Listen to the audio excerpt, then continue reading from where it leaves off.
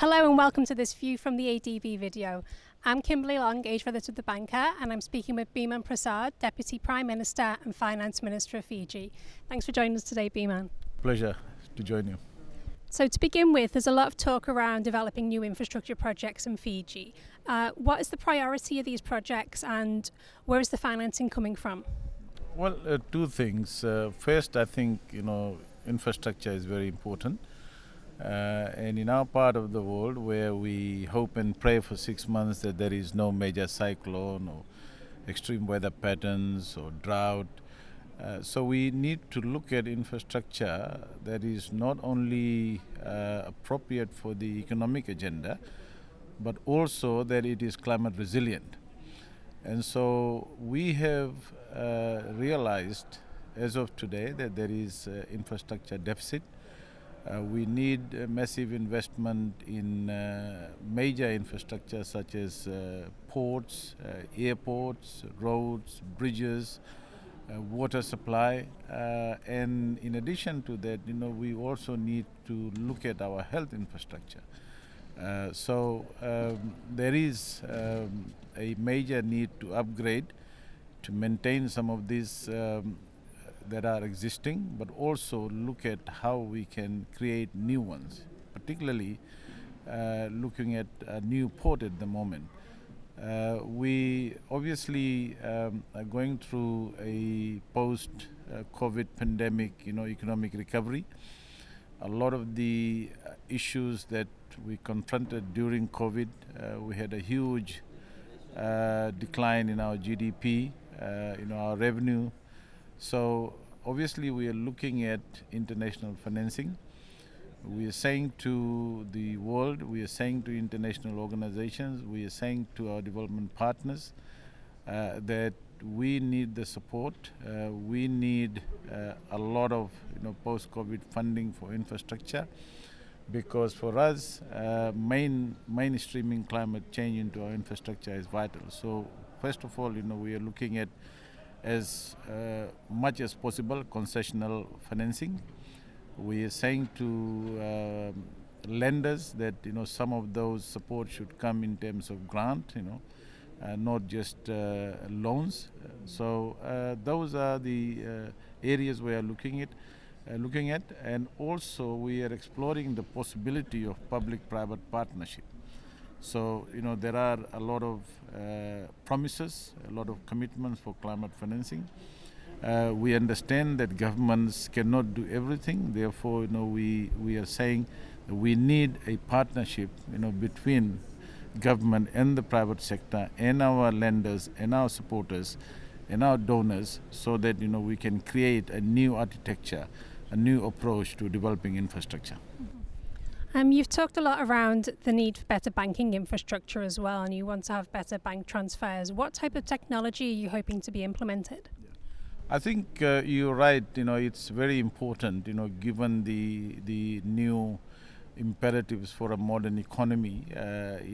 We in Fiji have developed a reasonably well maintained, well crafted national payment systems. For example, we were able to disburse about 500 million Fijian dollars, equivalent to about 250 million US dollars, to support our people during COVID. And a lot of these support, went through online payment systems, digital wallets. So Fiji is probably one country in the Pacific, where we have kind of perfected to some degree a level of online payment system. Of course, there is a need to improve that further, looking at experiences of other countries. For example, India, has a UPI, a payment system which is nationally connected, which is much easier. So we are in the process of looking at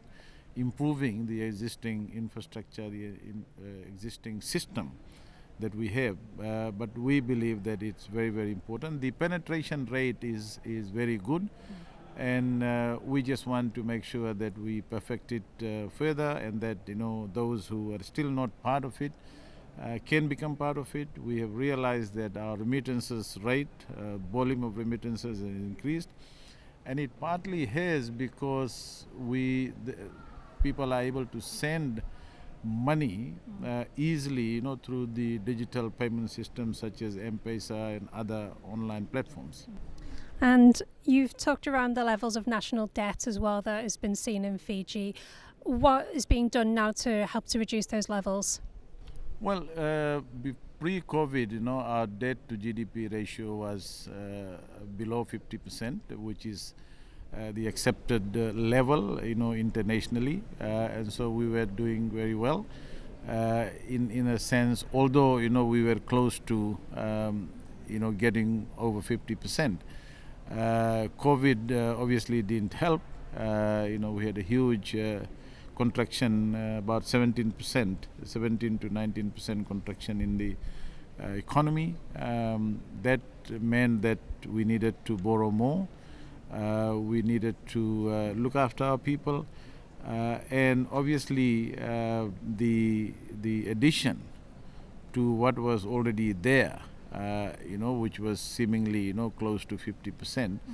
So our debt level at the end of last year was over 80% of GDP, and that's quite significant. That is something that we have to address. So as a new government, we have embarked on a path of fiscal consolidation, but we are also saying to our international partners, our donors, our lenders, that we do not want to disrupt the recovery that we are making. The recovery is very strong.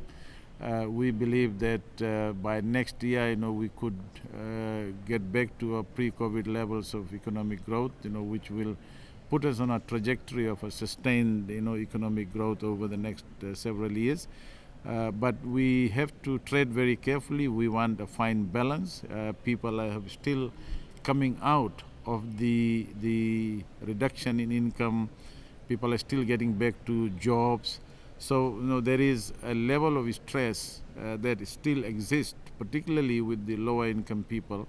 And so we are embarking on a very, very carefully crafted, well-balanced, physical consolidation strategy, but also making sure that we do not disrupt growth, that we further, provide the impetus, incentives and confidence for additional economic growth, additional, investment.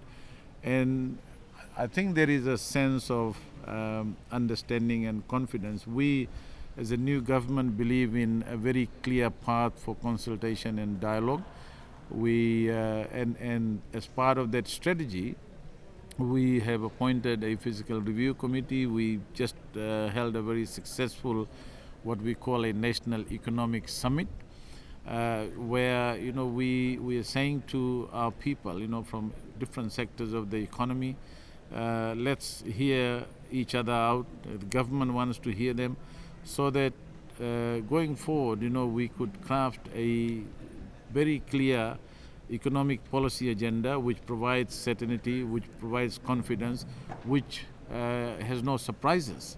Because economic policy making, economic entities, investors, they want certainty, they want confidence, they want a consistency of policies that governments articulate. So we are doing that very, very carefully, and we are very confident that we would be able to inspire, we would be able to attract, further investment within the private sector, which we believe is an engine for economic growth. Unfortunately, over the last, several years, the growth seemed to have been led by, public sector spending.